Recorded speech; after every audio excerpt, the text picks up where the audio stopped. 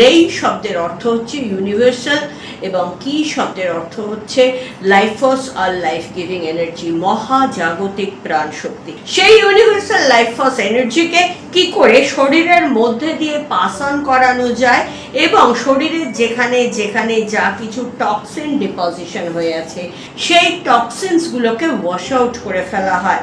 প্রচণ্ড দাঁতের যন্ত্রণায় আপনার কিচ্ছু করার থাকে না, রাত বিরেতে হলে বাড়িতে কোনো মেডিসিন নেই, কোনো পেইন কিলার নেই। যদি আপনার রেকি শেখা থাকে তখন যদি আপনি এইভাবে হাতটা রাখলেন মিনিট 15-20 ম্যাক্সিমাম আধ ঘন্টা, আপনার দাঁত ব্যথাটা যদি সেরে যায়, ক্ষতি কোথায়? আমার শরীরের প্যানক্রিয়াস যদি আমার প্রয়োজন মতন ইনসুলিন তৈরি করতে পারে, কি প্রয়োজন আছে আমার বাইরে থেকে ইনসুলিন নেওয়ার? 90-95 বছরের দিদাদের একই শিখিয়েছি বৃদ্ধাশ্রমে, বিভিন্ন বৃদ্ধাশ্রমে ক্লাস হয়, তারাও অনায়াসে শিখতে পেরেছেন, নিজেরা শিখে নিজেদের রোগ সারাতে পেরেছেন।